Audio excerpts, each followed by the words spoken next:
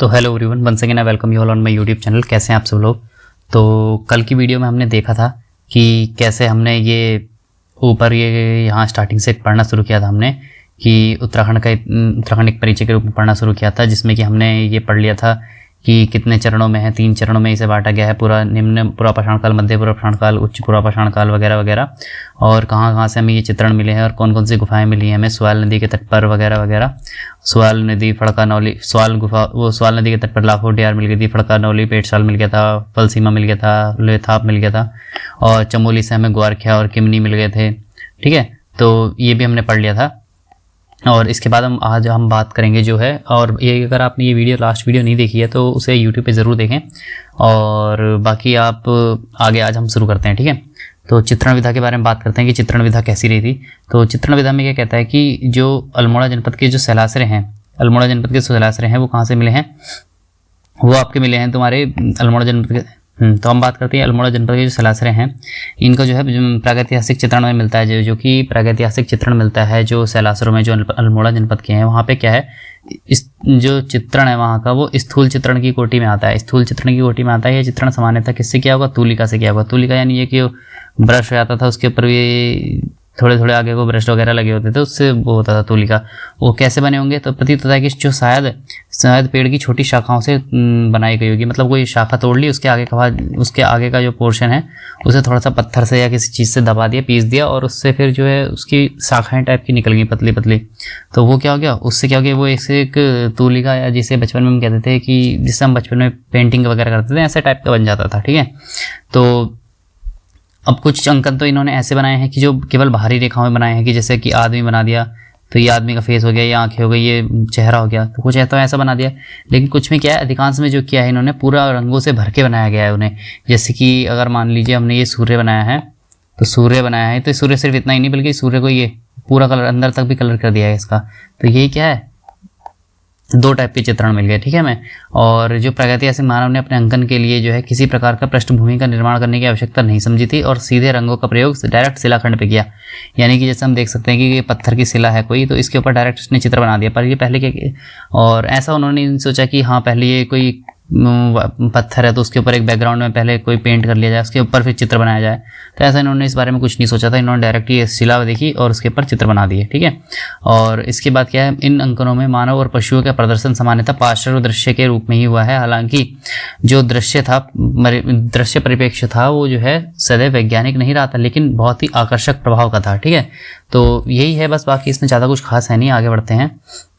मानव को जो है वो स्टाइलाइज्ड रूप में बनाया गया है, और जबकि पशुओं को जो है प्रायः आकार देने की कोशिश की गई है। यानी कि इसका मतलब क्या है कि पशु जो हैं जितने आकार के बने हुए हैं, जैसे कि बकरी है कोई, तो बकरी उसने ये बनाई, ये बनाई, ये बनाई, ये बनाई, ये बनाई, बकरी वगैरह उसने उसी सेम आकार की बनाई है जितनी रियल लाइफ में होती है। लेकिन जो मानव होता है, मानव हमने ऊपर भी पढ़ा था कि त्रिशूल के आकार का बना दिया था उसने, ये ऐसे करके लगभग त्रिशूल जैसे आकार में बना दिया था उसने मानव को। तो ऐसे मानव को असलियत में मानव नहीं बनाने की कोशिश की गई, उन्हें आकार से छोटा रखा गया है। जैसे कि तो ये छिपकली हो गई, मछली हो गई, इनकी कतार हो गई आदि, ये सदृश आकृतियों को उनके वास्तविक आकार में चित्र किया गया है। ठीक है, और जो अल्मोड़ा जनपद से जो इस प्रागैतिहासिक चित्र की संख्या जो है सबसे ज़्यादा मिलती है। ठीक है, अल्मोड़ा जनपद से कहाँ से मिलती है, सबसे ज़्यादा जो संख्या मिलती है प्रागैतिहासिक चित्रण की, वो अल्मोड़ा से मिलती है। अभी हमने ऊपर पढ़ाई था कि अल्मोड़ा में कितनी सारी तो गुफाएं वगैरह हमने देख ली थी, उसमें सब में क्या था, शैलाश्रय वगैरह चित्रण बने हुए थे। ठीक है, और सर्वाधिक अंकन जो है वो किसका हुआ, स्टाइलाइज्ड मानव का हुआ है। और उसके पश्चात किसका हुआ, पशु पक्षी का हुआ है, पशु चित्रण हुआ है, अमूर्त अभिप्रायों का भी अंकन मिलता है। ठीक है, और जो इसमें कलर की बात कर लेते हैं तो इसमें जो 3 रंगों का ज़्यादा प्रयोग हुआ है, लाल, काला और सफ़ेद। ठीक है, सफ़ेद तो हमने किमनी में पढ़ा था, काला हो गया हमारा पुरोला से, और लाल तो हमने काफ़ी जगह पढ़ लिया था, लाखों वगैरह, लेथाप वगैरह में भी, लेथाप में भी लाल कलर का यूज़ होता था।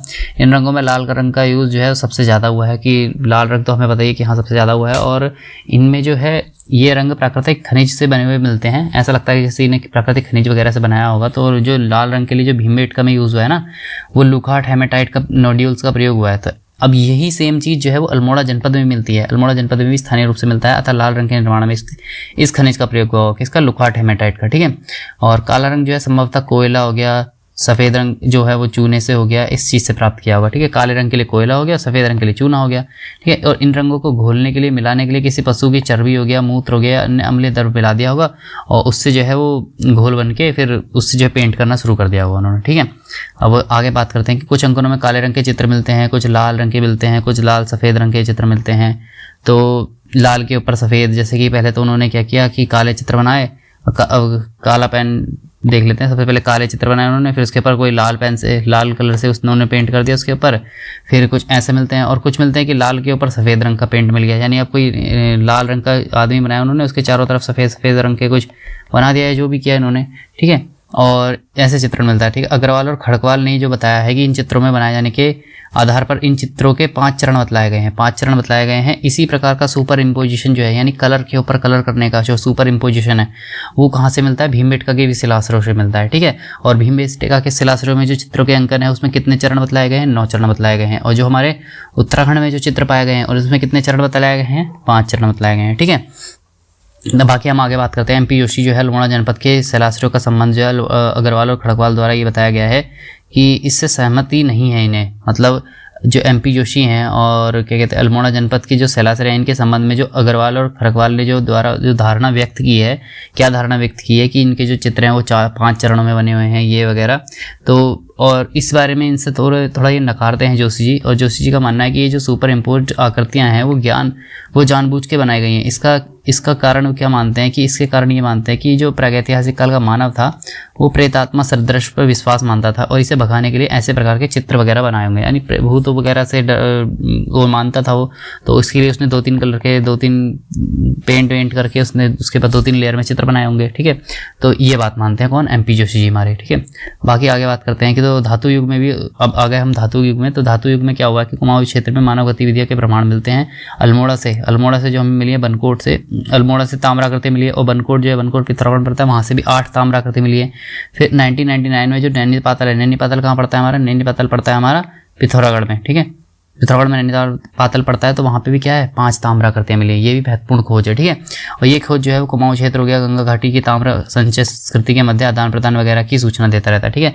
तो इसमें अभी तक हमने क्या पढ़ा? अभी तक हमने ये पढ़ा कि जो चित्र मिले हैं वो तूलिका वगैरह से बनाए गए होंगे और इसमें जो है मानव को जो है स्टाइलाइज्ड की फॉर्म में रखा गया है, यानी इससे जो वास्तविक आकार है उस फॉर्म में नहीं बनाया गया है, केवल स्टाइल के फॉर्म में बनाया गया है। जबकि जो पशु वगैरह हैं और बाकी चीज़ें हैं उन्हें क्या है, उनके वास्तविक आकार में बनाने का प्रयास किया गया है। और इसमें जो चित्रों का यूज़ हुआ है सबसे ज़्यादा किसका हुआ है? लाल का हुआ है, सफ़ेद का हुआ है और काले का हुआ है, ठीक है। 3 कलर का सबसे ज़्यादा यूज़ हुआ है इसमें, लाल सफ़ेद और काले का, या फिर लाल काला सफ़ेद का हुआ है यूज़। उसमें भी सबसे ज़्यादा किसका हुआ है? तो उसमें भी सबसे ज़्यादा लाल का हुआ है। और लाल कैसे बना होगा? लुकाट हेमेटाइट का बना होगा। सफ़ेद के लिए क्या यूज़ किया होगा? चूना यूज़ किया होगा। काले के लिए क्या यूज़ किया होगा? कोयला यूज़ किया होगा, ठीक है। और इन तीनों को मिलाने के लिए या कलर को गीला करके मिलाने के लिए उसके लिए क्या यूज़ किया होगा? पशु की चर्बी या मलमूत्र वगैरह का यूज़ किया होगा, ठीक है। और खड़गवाल और अग्रवाल जी इसके जो कितने चरण बताते हैं, हमारे जो उत्तराखंड से मिले शिलाश्रय उनके 5 चरण बताते हैं। और भीमबेटका वाले के 9 चरण बताए गए हैं कि हाँ ये मतलब जो कलर के ऊपर कलर करके बात की गई है, चित्र बनाए गए हैं। तो 5 या 9 चरण वगैरह में बात की गई है। 5 चरण उत्तराखंड के हो गए, 9 चरण भीमबेटका वगैरह के हो गए, ठीक है। और जोशी जी का मानना है जो ये सुपर इम्पोज्ड चित्र थे, यानी कलर के ऊपर कलर करके बनाया गया था, जो उसका जो कारण था वो ये नहीं था कि हाँ कि मतलब जो जोशी जी और जो ये इन्होंने खड़कवाल ने और अग्रवाल जी ने बताया है उसका संबंध सिंपल सा इतना ये मानते थे कि प्रेत आत्मा वगैरह वगैरह से बचने के लिए इन्होंने ये चित्र किए होंगे, ठीक है। उसके बाद हम धातु युग में प्रवेश करते हैं। जो पाषाण काल था, पाषाण काल हम पास किया और उसके बाद हम धातु युग में पहुंचे। तो धातु युग में हमें क्या मिलता है कि जो कुमाऊं से जो है वो वहाँ से भी कुछ मिलते हैं, कुमाऊं से भी काफ़ी अभिलेख वो मिलते हैं, हमें ताम्राकृतियाँ मिलती हैं। तो अल्मोड़ा से मिलती हैं कुछ ताम्राकृतियाँ, ठीक है। सबसे पहले तो अल्मोड़ा से मिलती हैं। अल्मोड़ा के बाद कहाँ से मिलती है? बनकोट से मिलती है। बनकोट के अलावा और कहाँ से मिलती है? तो बनकोट के अलावा और हमें नैनी पातल से मिलती है, ठीक है। नैनी पातल से हमें 5 मिल गई और बनकोट से हमें 8 मिल गई, ठीक है। ये भी हो गया।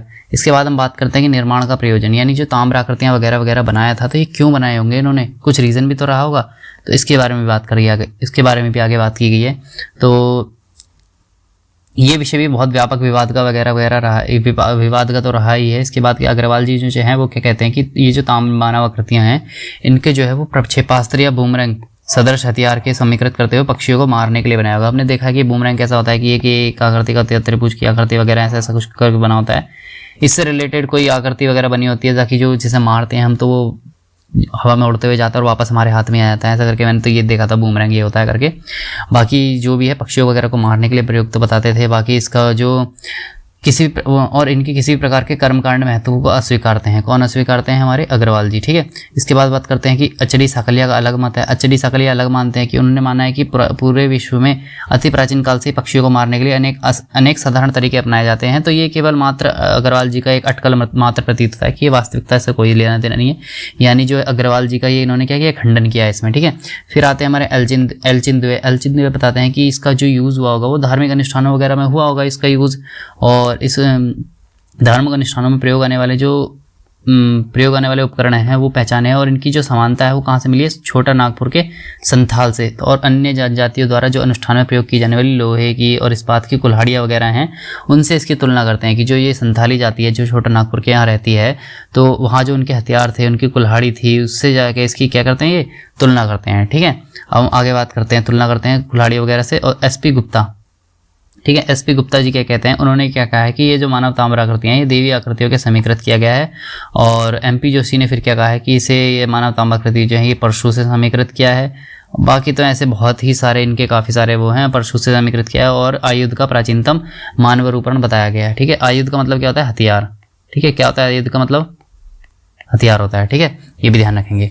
उसके बाद बात करते हैं कि उपरोक्त विभिन्न मतों से ताम्राकृतियों के वगैरह में इतना कहा जा सकता है कि हाँ ये ऊपरी गंगा घाटी में ताम्र संचय संस्कृति के में अन्य उपकरणों के साथ ही मिले थे। और इनका जो महत्व था वो या तो ये हो सकता है कि एक विशिष्ट प्रकार का आयुध था और जिसका ये धार्मिक महत्व भी था, ठीक है। सबकी बातों को मिला के इन्होंने एक लास्ट में कह दिया कि हाँ ये एक आयुध भी था, आयुध यानी हथियार, और इसका धार्मिक महत्व भी था, ठीक है। अब उसके बाद हम बात करते हैं आगे मध्य हिमालय का जो उत्तराखंड था वो कैसा था? मध्यवर्ती अंग है। अब ये जो मध्य हिमालय जा रहा है यहाँ से, इसका उत्तराखंड क्या है? मध्यवर्ती अंग है, बीच वाला अंग है, ठीक है। और डॉक्टर यशोधर मठपाल जी हो गए और BM खंडूरी जी हो गए और MP जोशी ने जो है महापाषाणकालीन अवशेषों के खोज निकाले हैं, ठीक है। महापाषाणकालीन अवशेषों को खोज किसने निकाला? एक तो यशोधर मठपाल हो गए, BM खंडूरी हो गए, MP जोशी वगैरह लोगों ने इन्हें खोज निकाला, ठीक है। इन पुरावशेषों में संस्कृति के संबंधित ओखली यानी कप मार्क्स वगैरह हो गए, कप मार्क्स हो गए, फिर ये मृदभांड हो गए, श्रवाधान हो गए, शिष्ट हो गए, दीर्घाश्म हो गए। और दीर्घाश्म यानी खंबे टाइप के हो गए कि मैनहीर खंबे की भांति अनगढ़े ऊंचे पत्थर, ऐसे इतने ऊंचे पत्थर वगैरह होते थे और ये गड़े नहीं होते थे। तो ये क्या होता है? क्या दीर्घ आश्म मतलब पत्थर टाइप का हो गया, और दीर्घ जो बड़ा पत्थर है ना, ये खंबे के टाइप के दिखते थे। उसके बाद हम बात करेंगे महापाषाणकालीन जो कप मार्क्स हैं द्वाराहाट के कहाँ से मिले? चंद्रेश्वर मंदिर से मिले हैं, ठीक है। द्वाराहाट के चंद्रेश्वर मंदिर से मिले हैं। और इसमें मैंने कहीं पढ़ा था कि द्वाराहाट के चंद्रेश्वर मंदिर में जो मिले हैं तो ये लगभग 200 कप मार्क्स मिले हैं यहाँ पे, और वो भी कितने? 12 पंक्तियों में समानांतर खुदे हुए मिले हैं, ठीक है। ये हो गया, हाँ ये है। तो चंद्रेश्वर मंदिर में महासम संस्कृति के 12 कप मार्क्स 12 समांतर पंक्तियों में खुदे मिले हैं। इन्हीं के स्वरूप जो 73 कप मार्क्स मिले वो कहाँ से मिले? द्वाराहाट से मिले हैं। और द्वाराहाट से भी कहाँ? 30 किलोमीटर पश्चिम रामगंगा घाटी में स्थित नौलाग्राम, कहाँ? नौलाग्राम डॉक्टर यशोधर मठपाल ने खोज निकाले हैं। उन्हें अल्मोड़ा में ही जनपद नौगांव हो गया, मुनिया की ढाई कहाँ पड़ता है? द्वाराहाट में पड़ता है ना। और जोयो ग्राम के समीप जो मैनहीर है, मैनहीर पर भी ऐसी ही ओखलियाँ मिली हैं, ठीक है। मैनहीर पर भी कैसी मिली है? ओखलियाँ मिली हैं, ऐसी ओखलियाँ मिली हैं, ठीक है। ये कहाँ का बता रहा है? ये अल्मोड़ा जनपद का बताया जा रहा है, ठीक है। और उसके बाद हो गया हमारा कि MP जोशी ने कुमाऊं के खैकन हो गया, जसकोट हो गया, देवीधुरा हो गया आदि स्थलों पर। और यशवंत सिंह कठौत जी ने कहाँ पे? गोपेश्वर हो गया, पश्चिमी न्यार घाटी हो गया, ऐसी जगह पे इन ओखलियों की भी खोज करी है, ठीक है। तो हमने अभी तक क्या क्या पढ़ लिया, इसका एक बार रिवाइज कर लेते हैं जल्दी से। तो हमने पढ़ा था कि ये यहाँ तक शैलाश्रित चित्रों तक तो हमने पढ़ ही लिया था, फिर यहाँ पे मानव ताम्राकृतियाँ भी पढ़ ली थी हमने। इसके बाद हम बात करते हैं कि निर्माण क्यों किया होगा। तो निर्माण क्यों किया होगा तो इसका सबसे प्रमुख कारण अग्रवाल जी बताते हैं कि हाँ ये पक्षियों को मारने के लिए किया होगा। कोई कहता है कि ये एक अटकल ही है कि पक्षियों को मारने के लिए तो बचपन से बहुत पहले से चलता हुआ आ रहा है टाइम पीरियड, तो ऐसा कुछ किया नहीं होगा, ये तो ये अटकल ही है। तो फिर कोई एलचिन जी कहते हैं, वो हमारे कहते हैं कि ये धार्मिक अनुष्ठानों में प्रयोग हुए होंगे। और फिर क्या कहते हैं MP जोशी जी कहते हैं कि इन्हें हथियार की तरह यूज़ किया होगा, आयुध वगैरह होंगे, परशु वगैरह यूज़ किया होगा।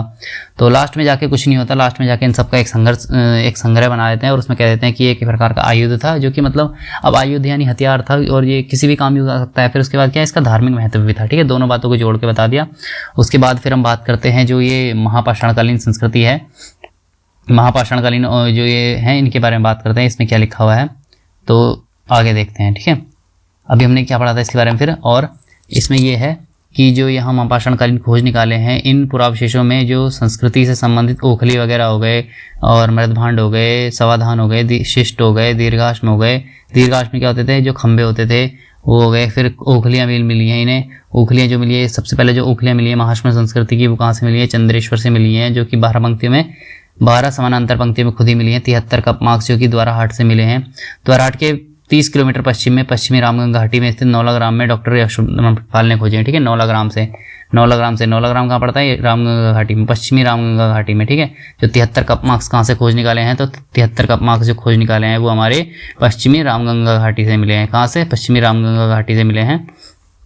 और उसके भी कौन से, नौलाग्राम से मिले हैं। ठीक है, ऐसे ही आगे हम देखेंगे तो यहाँ भी मैनहीर के पास भी ओखलियाँ वगैरह मिली हैं। और देवीधुरा, खेगन, जसकोट आदि क्षेत्रों में जो ये MP जोशी ने किया था, और यशवंत सिंह कटौत जी ने जो किया था वो गोपेश्वर हो गया, पश्चिमी न्यार घाटी हो गया, यहाँ पे इन्होंने ओखलियों की खोज की थी, यानी कप मार्क्स की खोज करी थी। यशोधर मठपाल ने तो यहाँ रामगंगा घाटी वगैरह साइड में मिली थी इन्हें। और जो ये यशवंत सिंह कटौत जी हैं, उन्होंने गोपेश्वर में और पश्चिमी न्यार में करी थी। MP जोशी ने खेकन हो गया, जसकोट हो गया, देवीधुरा हो गया, इन क्षेत्रों में खोज की थी। ठीक है, और कप मार्क्स और अन्य उत्कीर्ण के बारे में बात कर लेते हैं कि कप मार्क्स वगैरह होते क्या हैं। तो महाश्म संस्कृति से संबंधित एक महत्वपूर्ण साक्ष्य उत्कीर्ण कला के संबंध में विविध उदाहरण है, जो कि विभिन्न प्रकार के धसावों क्या हो गया, एक प्रकार का कप मार्क्स हो गया, कप के आकार का धसाव हो जाता है, उसे कप मार्क्स कहते हैं। सर्पिल आकृतियाँ हो गई, अनेक प्रकार के संकेंद्रित ज्यामितीय आलेखन हो गए। और महाश्म शिलाओं से मानव निर्मित ऐसे धसाव या गर्त मिले हैं जिन्हें पुराविदों ने महाश्म संस्कृति से संबंधित माना है। धसावों कप मार्क्स का सर्वप्रथम उल्लेख जो मिलता है, यहाँ ये लाइन इंपॉर्टेंट है, जो धसावों का या कप मार्क्स का सर्वप्रथम उल्लेख मिलता है वो किसने किया है, कारनॉक ने किया है, जो कि 1877 में किया है। ठीक है, इसने द्वाराहाट हो गया, चंडेश्वर हो गया, पांडुखोली हो गया और सोमेश्वर हो गया, इन स्थलों में ये देखे जाने का उल्लेख किया है। कहाँ, द्वाराहाट हो गया, चंद्रेश्वर हो गया, पांडुखोली हो गया, सोमेश्वर हो गया, यहाँ पे कप मार्क्स खोजे जाने का वो उल्लेख किया है इसने।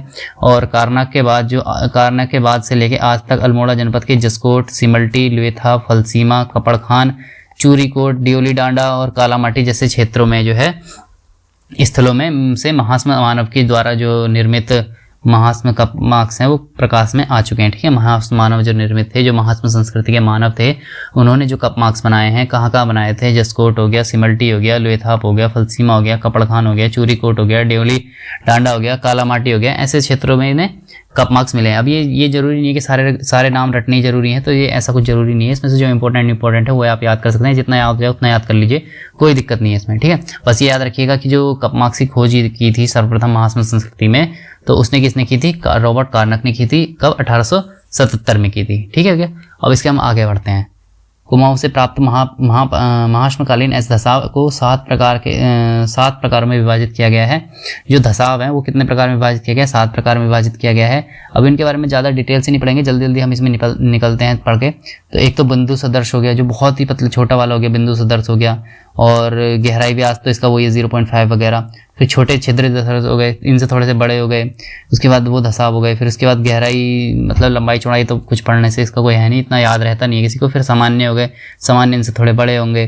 फिर उसके बाद हो गए और बड़े हो गए। फिर आयताकार धसाव हो गए, आयताकार हो गए कुछ।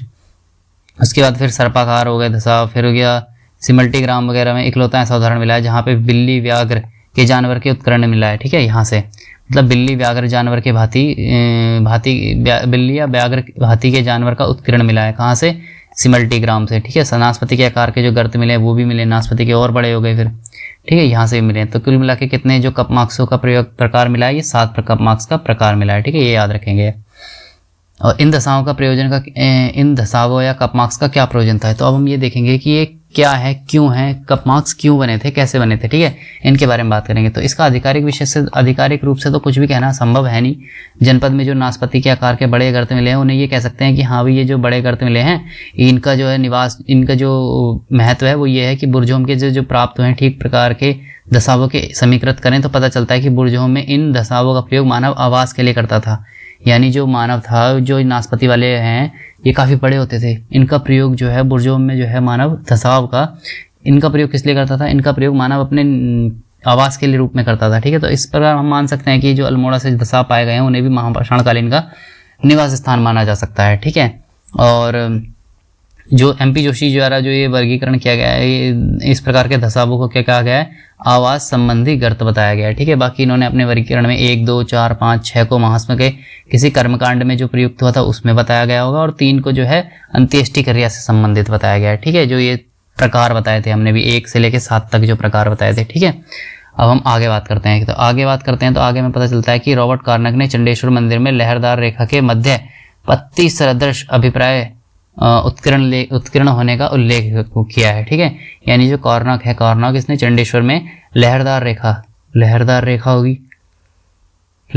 के अभिप्राय उत्कीर्ण होने का उल्लेख मिलता है। फिर MP जोशी सिमल्टी के समीप एक शिलाखंड के ऊपर बिंदु सदृश दर्शावों के वगैरह वगैरह, ये सब इतना इंपॉर्टेंट नहीं है कि हाँ ये यहाँ से ही नहीं, यहाँ मिला, ये मिला, इतना खास है नहीं। तो इसके बाद हम इसे छोड़ के आगे बढ़ते हैं, और आगे हम यहाँ पहुँचते हैं कि जो ये पुरातात्विक साक्ष्यों के आधार पर मध्य हिमालय में महापाषाणकालीन साक्ष्य संस्कृति के विद्वान होने की पुष्टि वगैरह होती है कि हाँ मध्य हिमालय था, वहाँ पे भी महास्म संस्कृति थी। ठीक है, जो पुरातात्विक साक्ष्य मिले हैं इस संस्कृति के फैलाव के संबंध में MP जोशी जो है अन्वेषण द्रष्टव्य है कि जो ये दीर्घाश्म वगैरह हैं, धसाव हैं, ये पथरीली सतहों पे, पहाड़ी ढलानों पे पाए जाते हैं, और जबकि शिष्ट और सवागार घाटियों के साथ मिलते हैं, ये वगैरह वगैरह इनके बारे में बता रखा है। और इसके बाद हम आगे बढ़ेंगे तो जो डॉक्टर कटोच के अनुसार है, हरिद्वार से 13 किलोमीटर दूर बहादराबाद से नहर खोजते हुए 1951 में ताम्र उपकरण एवं गैरिक भांड की खोज हुई है। ठीक है, 1951 में, ये इंपॉर्टेंट है, याद रखेंगे। ठीक है,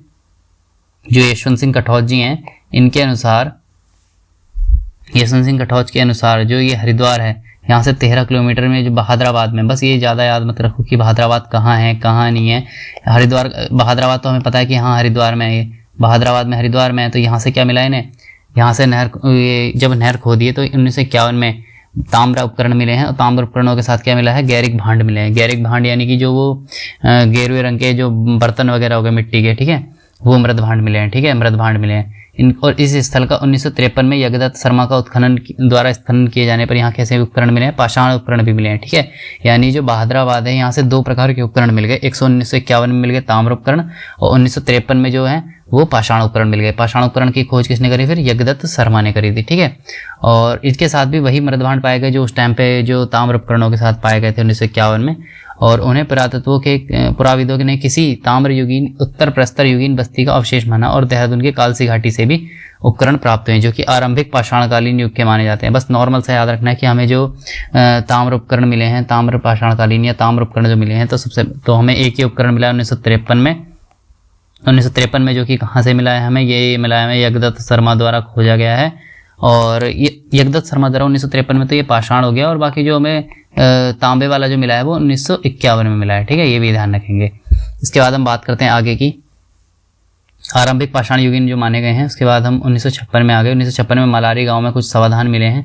मलारी गांव के जो समाधान है उनकी बात करते हैं। समाधान क्या होते हैं, समाधान बरियल्स होते हैं जिसमें कि जो शव होते हैं उन्हें दफनाया वगैरह जाता है, और जिन्हें सर्वप्रथम प्रकाश में लाने का श्रेय किसे जाता है, डॉक्टर शिव प्रसाद डबराल को जाता है। ठीक है, मलारी के समाधानों को प्रकाश में लाने का श्रेय किसे जाता है, इंपॉर्टेंट क्वेश्चन है।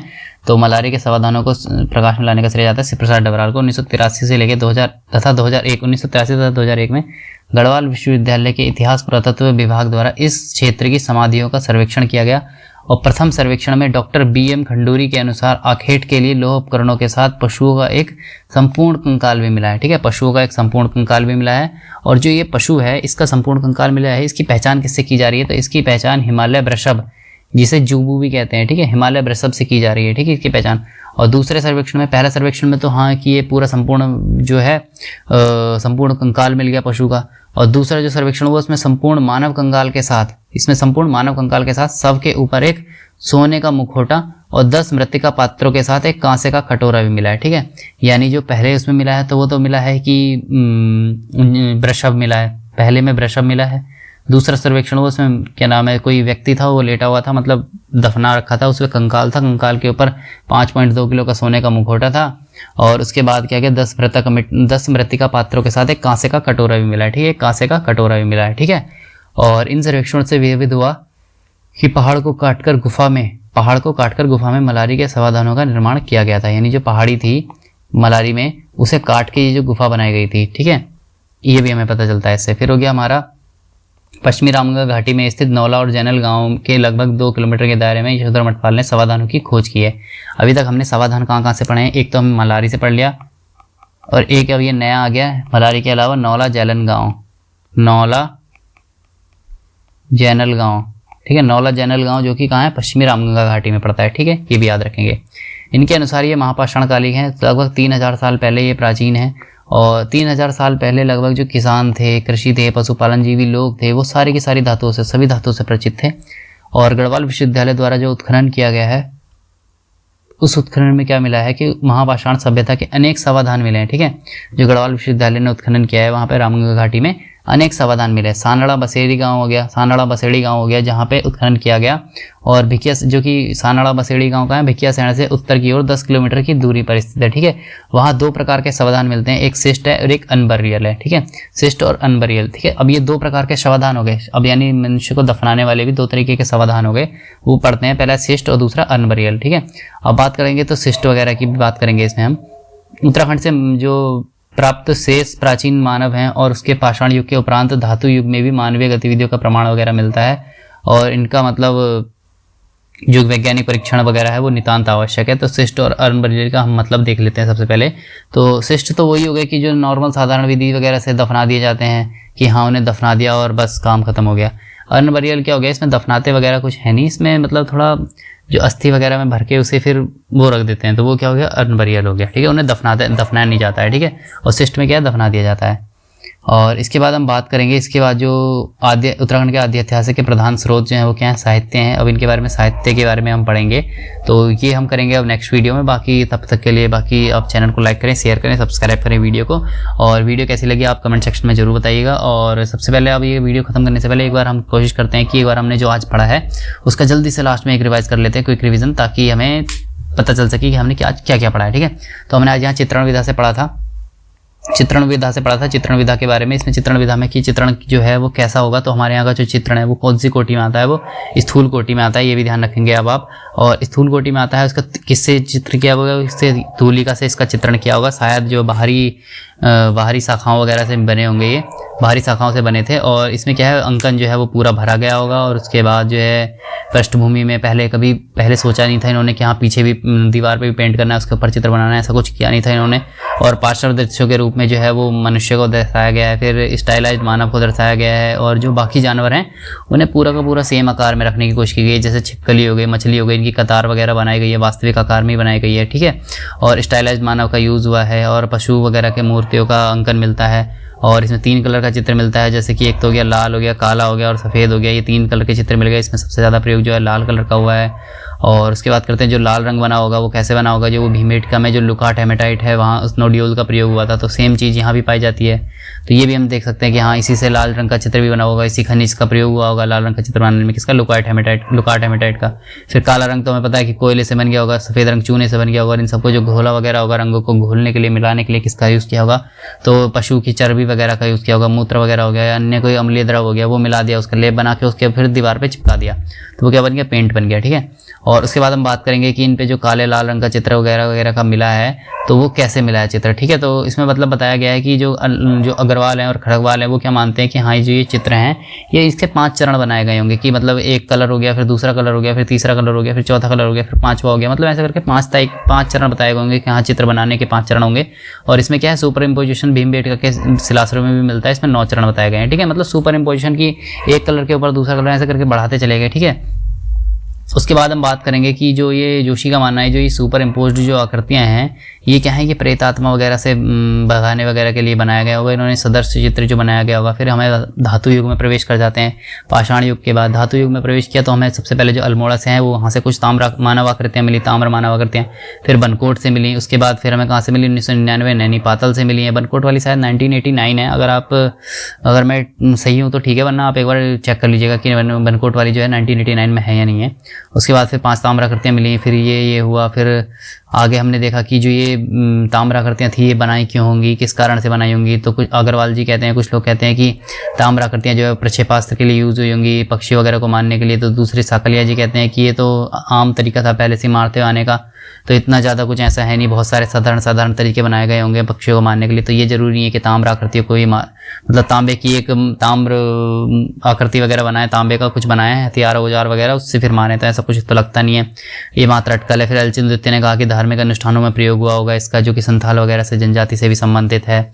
और फिर ये MP जोशी जी मानते हैं कि ये परशु से समीकृत किया गया है। लास्ट में जाके कुछ नहीं निकला संघर्ष, कुछ नहीं निकला निष्कर्ष में हमने ये कह दिया कि हाँ ये एक प्रकार का आयुध था, आयुध यानी हथियार था एक प्रकार का, और इसका धार्मिक महत्व भी था। ठीक है, फिर हमने पूछा देखा कि ओखली जो है वो ओखली के कितने प्रकार मिलते हैं, तो ओखली के 7 प्रकार मिलते हैं। और ओखलियाँ जो है वो कहाँ से पाई गई हैं, ये महाष्म संस्कृति की। तो सबसे पहले हमने देखा कि ओखली जो है वो चंद्रेश्वर के द्वारार्थ मंदिर से पाई गई हैं, चंद्रेश्वर मंदिर से पाई गई हैं। और इसमें क्या है, महाष्म संस्कृति की है ये। और इसमें जो है 12 पंक्तियों में समानांतर पंक्तियों में जो है वो कपमार्क्स खुदे हुए मिले हैं। फिर 73 कपमार्क्स जो मिले हैं वो हमें रामगंगा घाटी से मिले हैं, नौलाग्राम से मिले हैं। और वो किसने खोजे हैं, डॉक्टर यशोधर मठपाल जी ने खोजे हैं। फिर मुनिया के नौगांव हो गया, मुनिया की ढाई हो गया, और जोयो गाँव वगैरह हो गया, यहाँ पे भी ओखलियाँ मिली हैं। और जो ये पश्चिमी नयार घाटी हो गया और गोपेश्वर के समीप हो गया, यहाँ पे किसने खोज करी है ओखलियों की, यहाँ पे खोज करी हमारी यशवंत सिंह कटौत जी ने कुछ खोज करी है। फिर उसके बाद अगर हम कपमार्क्स वगैरह पे, तो कपमार्क्स की जो खोज करी है सर्वप्रथम वो किसने किया उल्लेख, वो रॉबर्ट कार्नक ने किया, 1877 में किया है। द्वाराहाट, चंडेश्वर हो गया, पांडुखोली हो गया, सोमेश्वर हो गया, यहाँ पे ऐसे चित्र देखे जा सकते हैं। फिर कारनाक के बाद से लेके आज तक जो है वो जसकोट, सिमल्टी, लुएथा, फलसीमा, खपड़ा खान, यहाँ से जो है वो काफ़ी सारे कपमार्क्स जो हैं वो प्रकाश में आ चुके हैं। कपमार्क्स के प्रकार जो हमने देखे वो 7 प्रकार के थे, बिंदु, फिर उससे छोटे छिद्र हो गए, फिर सामान्य प्रकार के हो गए, फिर आयताकार हो गए, फिर आयताकार के बाद सर्पाकार हो गए, फिर उसके बाद व्याघ्र वगैरह की आकृति हो गई, बिल्ली की आकृति की। फिर 7वां जो है लास्ट वाला वो कैसा हो गया, नाशपाती के आकार का। और कुछ लोग कहते हैं कि जो नाशपाती के आकार का जो धसाव था ये बुर्जहोम के जैसा है। तो यहाँ पे क्या है, ये भी आवाज़ के लिए यूज़ हुआ होगा मानव के। तो ठीक है, MP जोशी ने भी कहा ठीक हो गया शायद कि आवाज़ के लिए यूज़ हुआ होगा। फिर बात करते हैं जोशी ने जो वर्गीकरण किया वो कितना किया, 1 2 3 4 5 6 को, 1 2 4 5 6 को ये इन्होंने किया कि कर्मकांड में प्रयोग हुआ होगा, और जो तीसरा वाला जो है वो अंत्येष्टि क्रिया में प्रयोग हुआ होगा।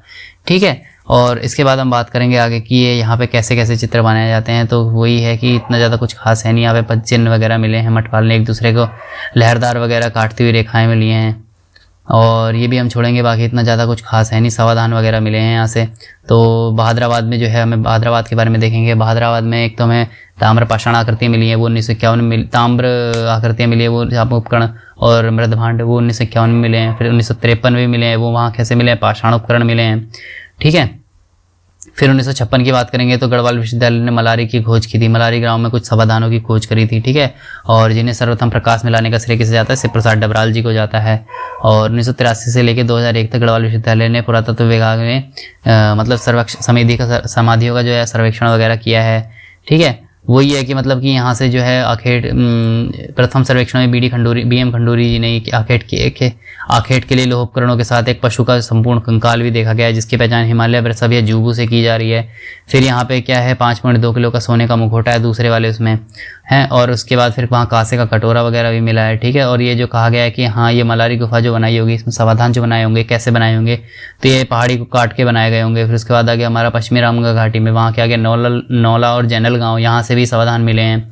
और इसके बाद बात करते हैं कि यशोधर मठपाल ने जो समाधानों की सूचना दी है वगैरह, महापाषाण कालिक है ये, और 3000 साल पहले के बने हुए हैं। उस टाइम पे लोग धातु से भी परिचित हो गए थे।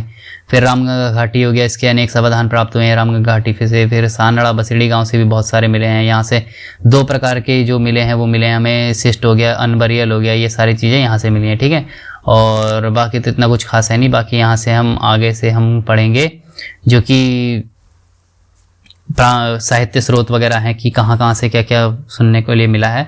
और बाकी तब तक के लिए आप चैनल को सब्सक्राइब करें, लाइक करें, शेयर करें, और तब तक के लिए नेक्स्ट वीडियो के लिए बने रहें।